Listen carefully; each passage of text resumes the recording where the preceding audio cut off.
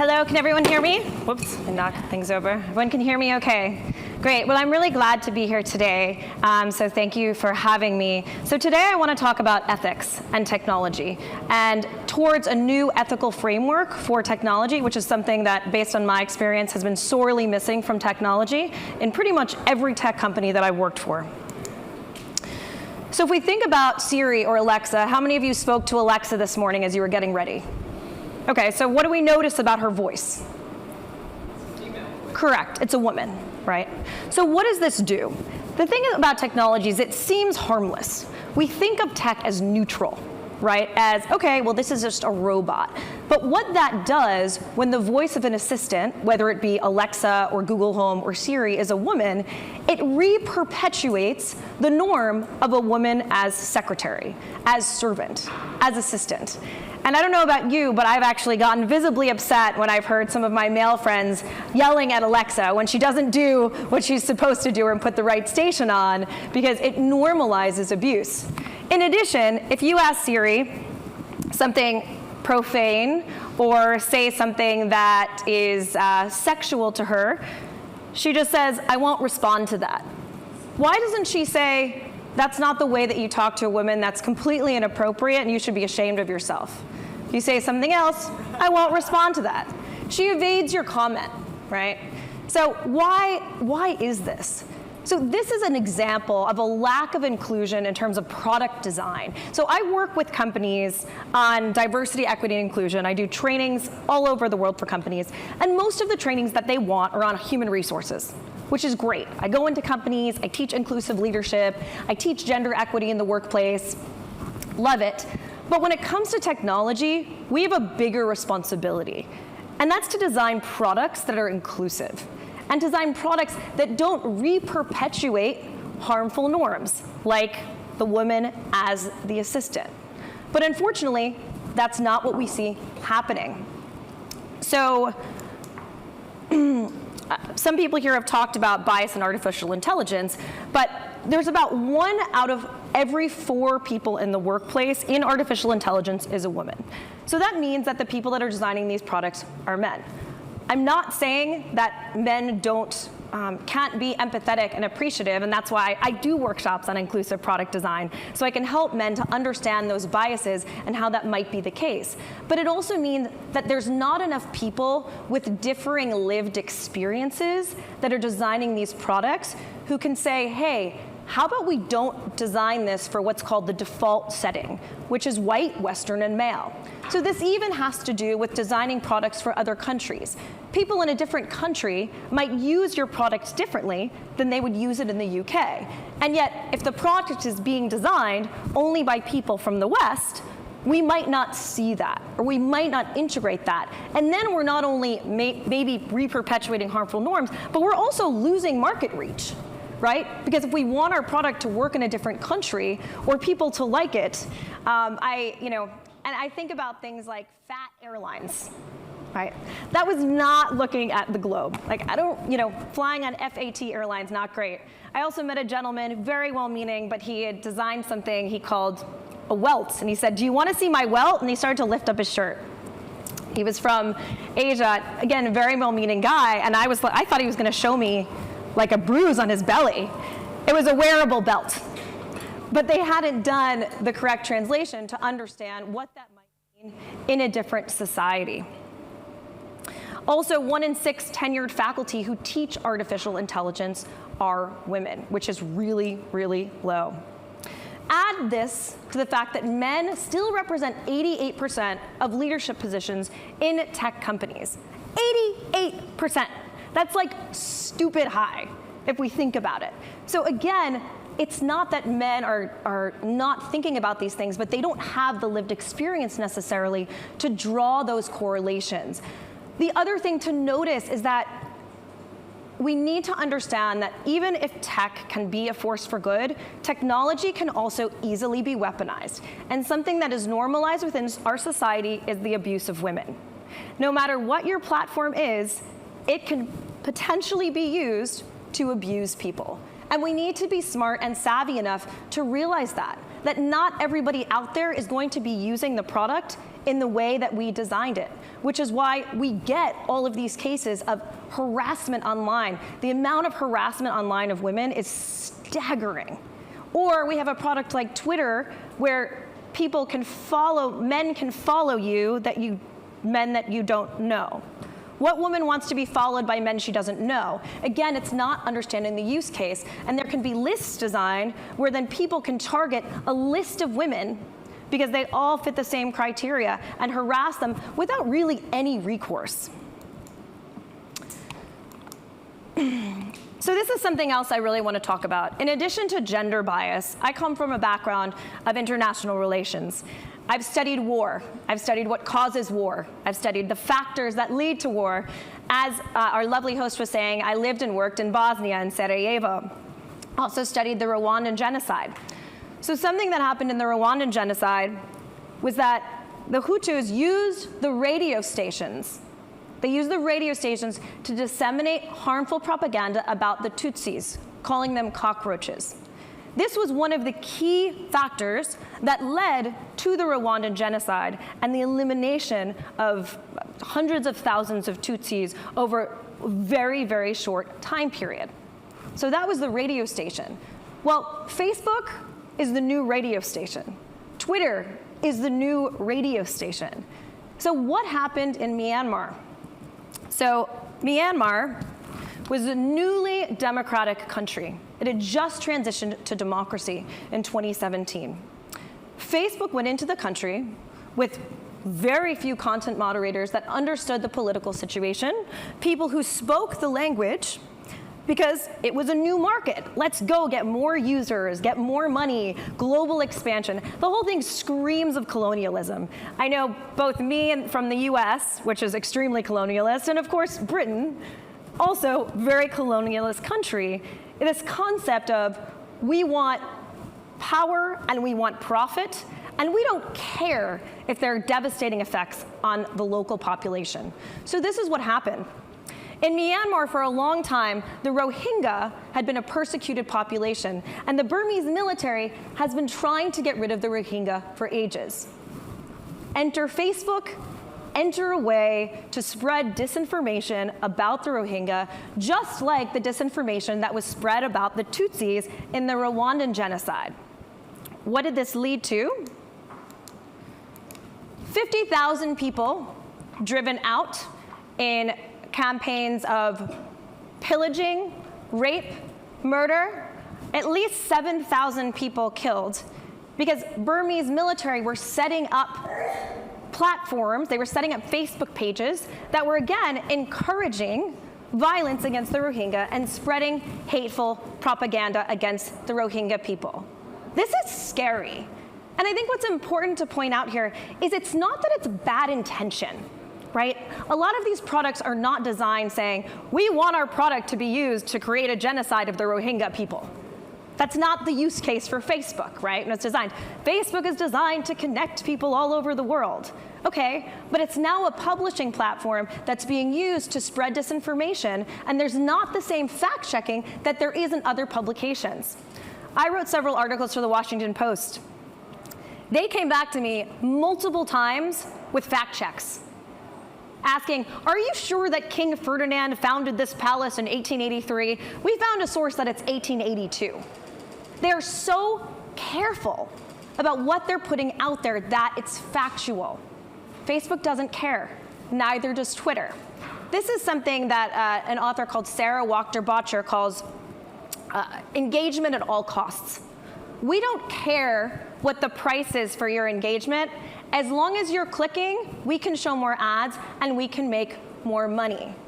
But this is sacrificing people's lives. And it's naive, and frankly, I think it should be criminal, which is why there's a group of Rohingya that are now suing Facebook about the genocide of the Rohingya people, saying that Facebook didn't do enough to stop incitement of violence.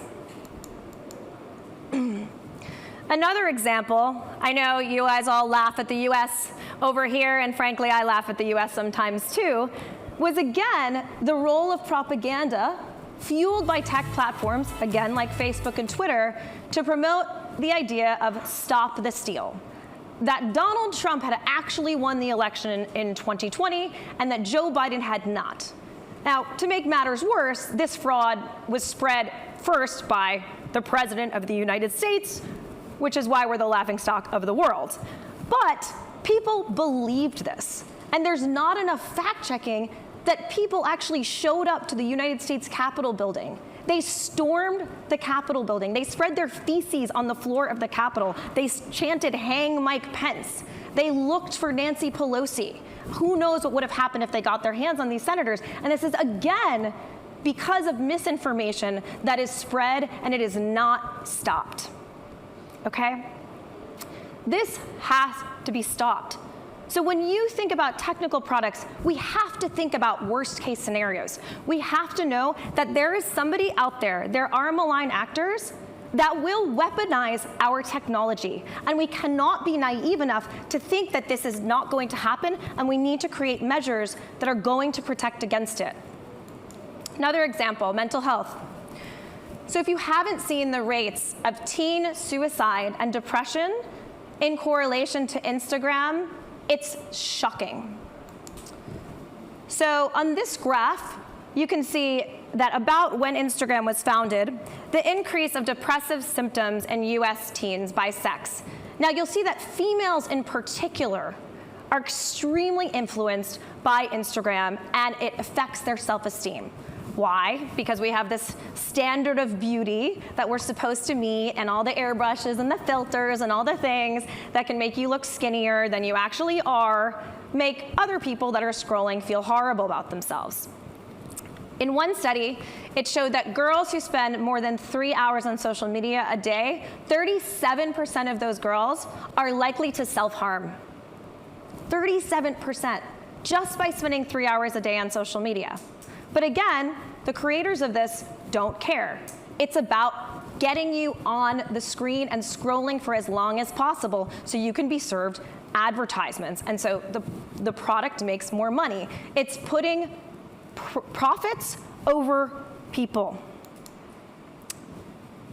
As you can see here, that 13% of British teens and 6% of American teens who have felt suicidal trace this back to Instagram. Again, a product was not designed for that, but this is what's happening. Even worse, Facebook did an internal investigation to say, what are the effects that our platform are having on teenage girls specifically? What they found, they talk about a downward spiral, which is composed of helplessness, hopelessness, poor self-esteem, depression, anxiety. It was all enhanced by Instagram, all of it. But guess what they did about it? Nothing. Which is why Congress is now digging into Facebook for knowing the effects on teen girls, that they are literally causing girls to kill themselves and not caring, because they care more about profit than they do people. When our society becomes a place where technology is used to destroy democracies, to destroy young women's self-esteem, to cause suicide, to perpetuate harmful norms, to bring about a genocide, we're failing. We are failing as a technical community. That is a failure. And that's why I'm here today, is to hope that you all will help me in making sure that we stop failing. So part of this is asking better questions. So I remember being in a room of venture capitalists. I was advising an incubator called Halcyon in Washington, D.C., which is social impact entrepreneurs. And they brought me in to advise. And so all the entrepreneurs would present, and then we'd give them feedback. So there was two really lovely young women who have a product called SoPen. Great concept. So it's that little kids can draw on their hands with markers, and then the markers turn into soap. Love it. I don't have kids, but that sounds fun, drawing on my hands and then using it to wash my hands. However, all of the VC's questions were typical. How much money are you going to make? How can you capture this new market? How much does it cost to do each of these, how much does it cost per unit to make each of these pens? How can you get it lower? I was there. I didn't ask any of that. What did I ask? You're creating a product for kids. Where are you getting these made? Do you know anything about human rights in your supply chain? Do you have any idea if child labor is being used to make these pens? Because wouldn't it be ironic if a product that's for kids is actually exploiting children and child labor? This is a question, and these are the types of questions that I'm asking you here today to ask. To not always ask, how can we capture the new market? How can we achieve market penetration? How can we make more money? Because the thing is, if we depend, and there's some good venture capitalists out there, but venture capitalists and most tech founders did not start because they cared about social good. They did it to make money. They're not public servants. VCs, board members, shareholders, they're not public servants. The purpose is capitalism. The purpose is profit, right? They're not taking a pledge to say, we want to do public good. Their incentives are misaligned. Even if they mean well, their job is to make money, is to market penetrate, is to scale big. So we need people within the companies asking the questions, because the VCs, the board members who all come from the private sector, including the female board members, you see the same women on every board, right, that are all from the private sector, very few social impact leaders. We need people to ask these questions. What else is breaking as a result of technology? People. So I'm sure some of you have heard the Great Resignation or the Great Reshuffle. And the two industries that have been most affected are healthcare, which is obvious because of COVID, and technology. People are leaving tech, especially women. 42% of women said that they were almost or always burned out in 2021 versus in 2020. And as you can see, women in STEM are over 800% more likely to leave their jobs than in other fields. Again, staggering statistics. People within tech also became, especially women, less satisfied with work. They became less productive, they became less motivated, and they became less loyal to their employers. So you can see this, and a lack of work-life balance. Obviously, that also has to do with unpaid care burden, that women are the ones who usually end up taking care of kids and elderly parents. We saw this during the pandemic, where 80% of working mothers took on the responsibility for helping their kids with homeschooling versus 30% of working fathers. So we're also breaking people. And the irony is, it's like, oh, innovation, like fast, fast, fast. We have to move as fast as we can. Product launch, product launch. Like the women that take my women's leadership course that work in technology are always freaking out about a product launch. They're always working 80-hour weeks because some new product is launching, and they have no work-life balance. They don't necessarily have personal lives. If they have kids, they are dying, especially if their husband also has a high-powered job. We need to figure out, if we want women in STEM, how do we fix this? The other thing about women is they're not given opportunities for advancement. They're not feeling recognized or valued, and they're not getting paid equally for equal work. The fact that I have to talk about paying someone for the same job, that people get paid differently based on whether they are born biologically one way versus another in 2022 is ridiculous. People should be getting paid the same regardless of their gender or race for the same job. Well, interestingly, you know what doesn't help innovation? Burnout. You know what does? Empathy. So I found this study really interesting, and it basically correlates the level of innovation in a person and their ability to innovate with the level of empathy of a senior leader. So the more empathetic senior leader is, the more engaged the person is at work, and the more able they are to innovate. And yet, we don't talk about empathy as the grounding for innovation. We talk about, going fast, fast, fast, breaking things and then fixing them after. Well, you can't break things and then fix them if you're breaking people. There is no going back. And that's where we have to stop being naive in technology. We also cannot wait for government regulation. I remember a speaker on my show, and she said, Samantha, you have to understand. I said, why can't the government just do something about this? I was probably going on and on about a human rights issue in the world, as I do. She said, you have to understand, Samantha, the government operates like a cruise ship. It can't turn quickly. So it takes years for government regulation to catch up with technology. That's why we need you all in technology, because we cannot wait for the government. So what are some solutions? Obviously, increasing women in AI. One thing that Deloitte showed was having women's leadership groups or support networks for women at work, which is why my company, Empower Global, does women's leadership accelerators at companies and gives women space for support, learning leadership skills and learning how to navigate the workplace and learning how to be authentic leaders. Equal pay for equal work, we already mentioned. And then there needs to be training on inclusive product design. How do you consider other people's lived experiences, not just to be good people, but to capture more markets? The other thing we need to do is apply what I call a conflict analysis to international expansion of tech products. So my master's degree, I took a class called Advanced Development and Conflict Resolution. And the idea is that if you're going into a country to provide humanitarian aid or to do international development work, you have to make sure that whatever you're going to do is not going to produce more harm than it does good. This is called the do no harm principle of humanitarian aid.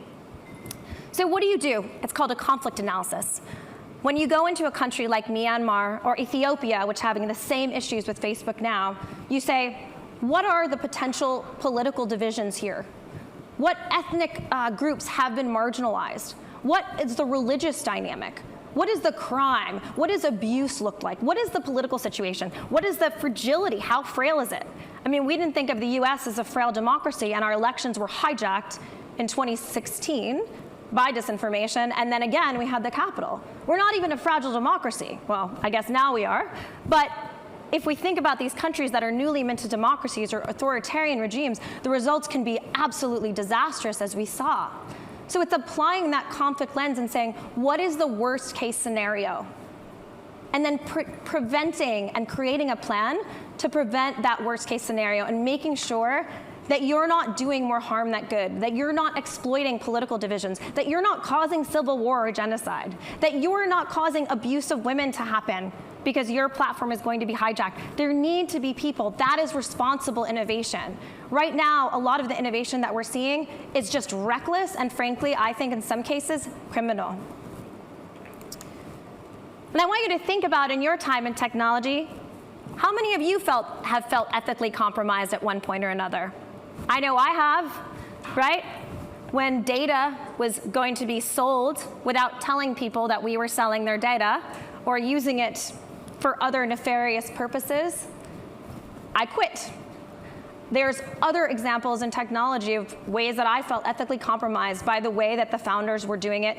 That's part of why I do my own thing now, because I don't want to put up with other people's stuff. But not everybody can be able to do that. So what do we need? We need ethical leadership, and we need feminist leadership. And when I talk about feminist leadership is not about hating men. Feminist leadership is about valuing people over profit. It's about protecting people and the planet. It's about not exploiting consumers and employees for their data, or not exploiting them in general to be workhorses. That's what feminist leadership is. And it's hard to be a feminist leader. It's hard to stand up and ask those questions and say, I don't think this is right. Have we looked at the ethical implications of our product before we put it to market? It's not easy to ask those types of questions. That's why in the Women's Leadership Challenge that I teach, which I encourage you to take a look at, we get really clear on your values as a leader. Because if your values are about compassion and integrity and humanity, then you need to go back to those values when you feel scared to speak up. Because you have to ultimately think about, what is the legacy that you want to leave in this world? I'm out of time, so I'll go through this quickly. The other thing is using the power of technology for good. So Bumble now has a whole division about policy making protecting women from online harassment. The Skim has a whole thing around paid family leave. They're using the power that they have for paid family leave. The amount of companies that divested from Russia in the wake of what's happening in Ukraine was so heartening to see that. And then, of course, you have tech solutions for good, like Ajita Shah, who empowered women in rural India and Rajasthan to sell solar lanterns to the poorest communities, gaining not only income but also time, because having more light means you have more time. Or the company I partner with, Equal Reality, which does virtual reality for diversity and inclusion. So you can put on a headset and feel what it's like to be in the shoes of a handicapped person, a woman of color, a refugee. It's so, so powerful. Tech for good is so important. So if you're interested in the Women's Leadership Challenge, I do want to encourage you. You can text the word EMPOWER, EMPOWER, to 66866. But I really want to end this talk by asking you, what do you want your legacy to be? When you leave this earth, what do you want people to say about you? Is it just that you made a lot of money and you had a nice house and you went, to the beach on the weekends? Or is it that you helped to create a better world?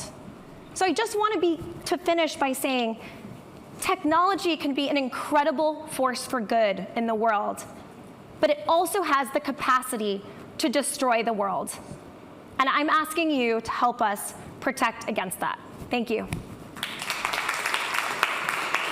you so much, Samantha. That was a fascinating talk. And really shocking statistics there. I think a lot of people in the audience would agree. So thanks for bringing those to the fore. Of course.